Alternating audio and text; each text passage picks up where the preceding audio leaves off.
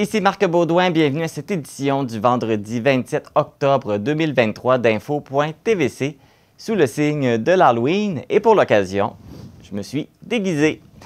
Si vous avez envie, vous aussi, de profiter de l'Halloween et de le célébrer, plusieurs activités auront lieu dans la Matapédia dans le cadre de cette fête. Et ça commence ce soir. À 18h30, la bibliothèque de Saint-Noël vous invite à une heure du conte et chasse au trésor d'Halloween. À 19h, à la salle communautaire de Saint-Alexandre-des-Lacs, les ados et les adultes peuvent participer à une soirée déguisée loup-garou et jouer au jeu des loups-garous. À 19h30, rendez-vous pour les enfants de 5 à 11 ans au centre communautaire de Saint-Damas pour le visionnement d'un film.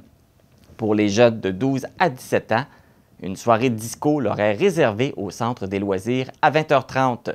Ces deux activités sont gratuites. Et le nouveau comité de loisirs de Saint-Irène organise un party d'Halloween. Il s'agit d'une soirée dansante avec un concours de costumes et prix. Ne manquez pas ça, c'est à 20h à la salle communautaire. En ce qui a trait aux activités du samedi 28 octobre, le comité loisirs Saint-Alexandre invite les enfants à parcourir un sentier animé d'Halloween. L'activité se déroulera à 14h au centre des loisirs de Saint-Alexandre-des-Lacs. À 20h, c'est à l'espace des générations de Saint-Tarcisius que ça se passe. Sortez vos costumes et apportez vos boissons pour cette soirée d'Halloween. Et le bar laser de Cause-Abscale présente son méga party Halloween avec 500 $ de prix à gagner parmi tous les costumes. Le coût d'entrée est de 5 $ et ça débute à 22h. Les activités se poursuivent lundi 30 octobre. La Maison des jeunes de Cause-Abscale vous défie de venir effectuer le parcours de leur maison hantée. Cette activité se déroule à partir de 18h30 et les frais pour y participer sont de 2 $ pour les jeunes et 5 $ pour les adultes.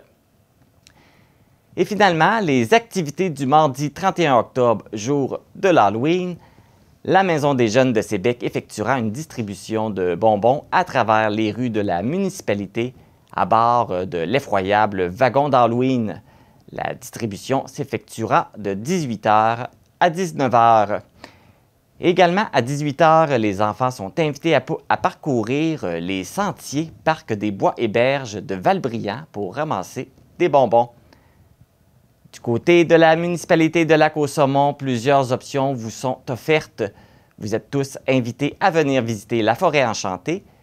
Pour les 12 ans et plus, vous êtes conviés à tester votre courage en passant par le sous-sol de l'horreur.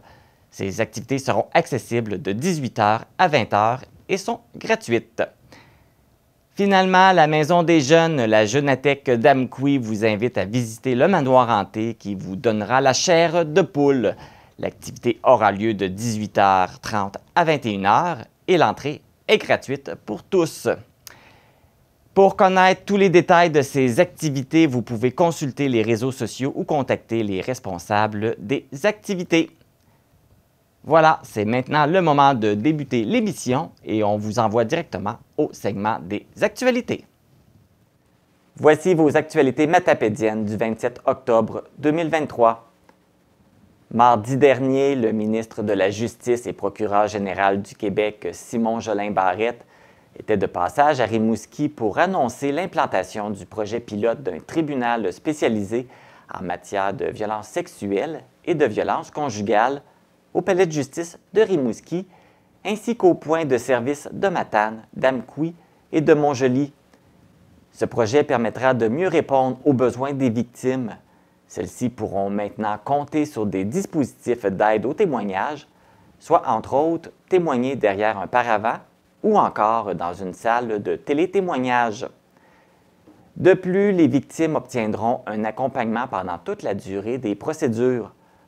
En plus du tribunal spécialisé, 3 nouvelles intervenantes socio-judiciaires de liaison se joindront au Centre d'aide aux victimes d'actes criminels.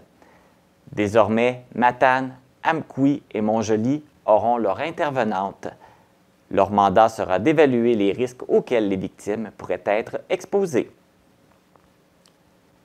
Suite aux consultations publiques qui se sont déroulées en Gaspésie et au Bas-Saint-Laurent dans les derniers jours, la table régionale des élus municipaux du Bas-Saint-Laurent, dont fait partie la MRC de la Matapédia et la ville d'Amqui, s'oppose à la proposition faite par la Commission de la représentation électorale du Québec et invite les commissaires à maintenir les délimitations actuelles pour les circonscriptions de l'Est du Québec.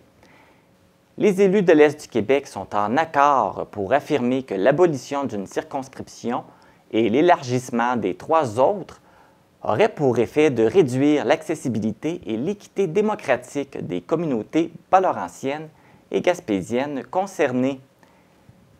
Rappelons que la superficie trop vaste à parcourir par un seul député, ainsi que le fait de devoir scinder des communautés naturelles, étaient des critères évoqués par la Commission en 2017 pour maintenir la situation d'exception actuelle et ne pas recommander la fusion des 2 circonscriptions dans l'Est du Québec. Au mois de septembre dernier, l'organisme de bassin versant Matapédia-Restigouche a tenu son premier conseil d'administration avec ses nouveaux membres. Parmi ceux-ci, on retrouve des visages connus de la Matapédia. Marlène Landry, mairesse de Sainte-Marguerite-Marie, occupe le poste de vice-présidente pour le secteur municipal MRC de la Matapédia, et Olivier Bélanger, directeur adjoint chez Somival, est en charge du secteur développement et commerce la Matapédia.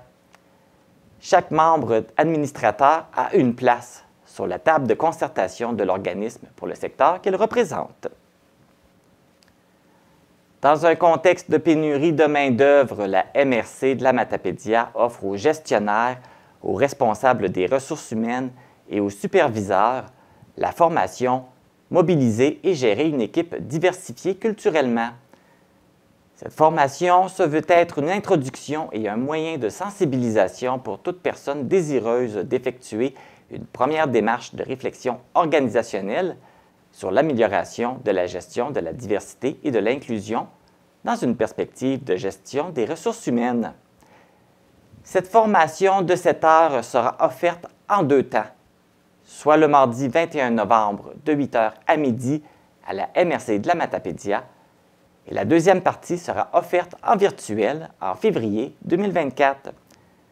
Les gestionnaires intéressés à s'inscrire à cette formation peuvent contacter Isan Nagy, coordonnateur en recrutement et rétention à la MRC de la Matapédia, au 88 629 2053, le poste 1041, ou par courriel à i.nagy@mrcmatapédia.québec. Voici maintenant les actualités sportives. Le 21 octobre dernier avait lieu la compétition de natation dans le réseau collégial du sport étudiant du Québec à Victoriaville. Nathan Caron, Amélia Couture, Catherine Amélia Didier et Annabelle Gontier, membres de l'équipe Alizée du Centre matapédien d'études collégiales, participaient à cette compétition pour une première fois. Malgré qu'aucune médaille n'ait été remportée, le club de natation Nataqui est fier de cette nouvelle mouture représentant le CEMEC. C'est ce qui complète les actualités matapédiennes.